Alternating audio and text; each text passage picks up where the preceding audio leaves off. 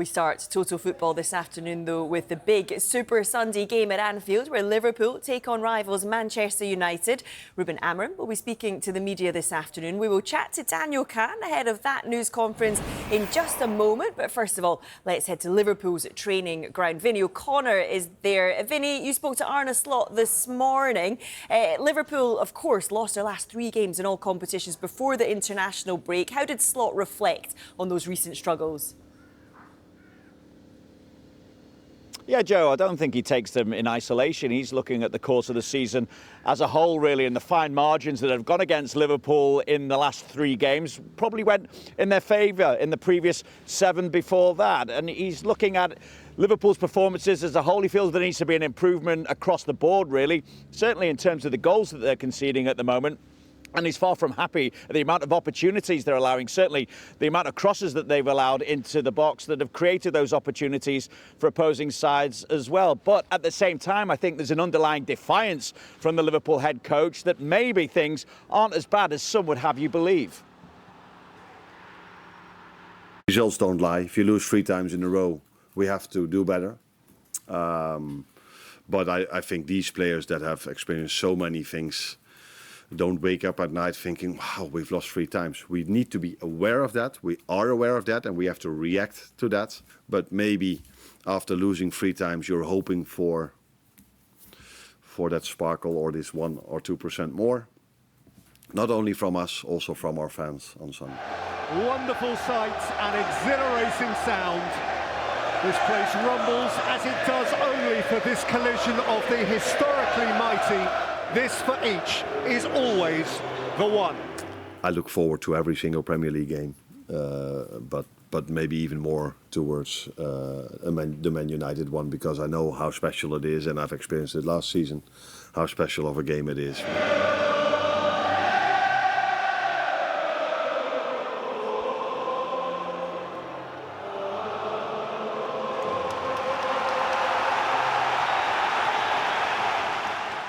We know that it's probably the game that's been watched the most all over the world.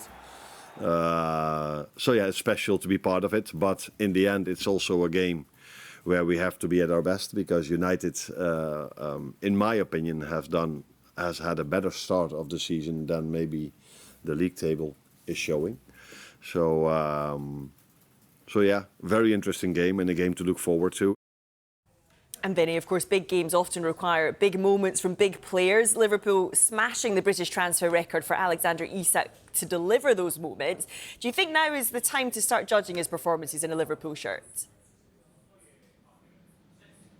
I think it could well be, Joe. We're looking at that Liverpool front line as a whole as well. When we're talking about big moments, producing results, of course, go back to the game against Chelsea and that defeat for Liverpool, the 3rd on the trot, as we talk about.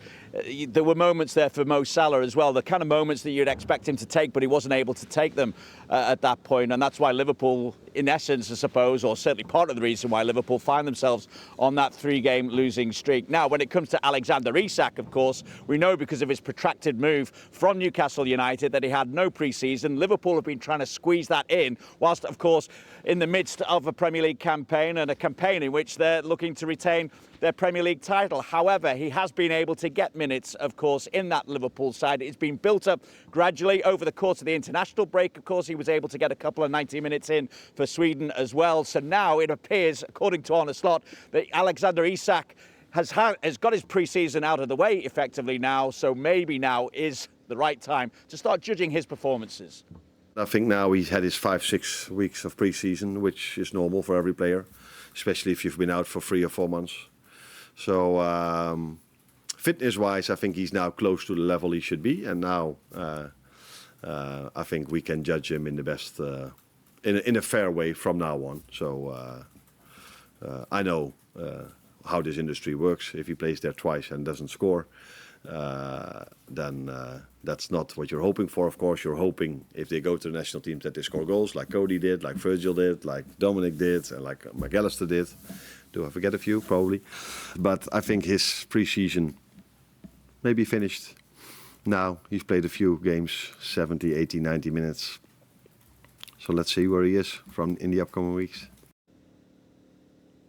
So this weekend, we're expecting to see a more match-sharp Alexander Isak. We won't be seeing Alisson, of course. He remains out, and there's no real indication as to when he might be available for selection once again. And on top of that, of course, though, we are expecting to see Konate training. He had that quad injury, but we'll see whether or not he'll get some kind of idea as to whether or not he's ready to return against Manchester United. Of course, this weekend we will be at training at around about 12:30. We'll be bringing you those pictures live from training. And Ryan Gravenberch, we're told, no underlying issues there after he was brought off at half-time in the Netherlands midweek victory over Finland.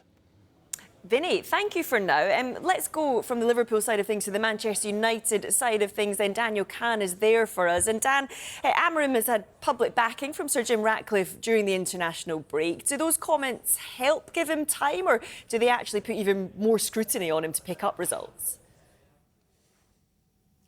Afternoon, Joe. I mean, I don't think it puts any more pressure or scrutiny on Ruben Amorim. I think we'll probably appreciate the public backing from the co-owner, Sir Jim Ratcliffe, essentially saying that he wants to give him more time to turn the fortunes around here at Carrington and at Manchester United. He said he'd be willing to give him 3 years to prove that he is an elite coach. But in truth, the season so far has been a bit of a roller coaster. And as they prepare for what is their biggest game of the season so far against Liverpool on Sunday, I think the question for Ruben Amorim is just unsure of which United we will see on Sunday. Will it be the combative, intense United that we saw against Chelsea and even Sunderland just before the break, or will it be something more similar to the disappointing performances against Manchester City and Brentford? There's a few selection dilemmas I think Ruben Amorim will be asked about this afternoon. More importantly, I think the most important one will be Senna Lommans, the goalkeeper, who made his debut against Sunderland before the break. Quite a commanding performance that led to the Old Trafford crowd chanting, "Are you Peter Schmeichel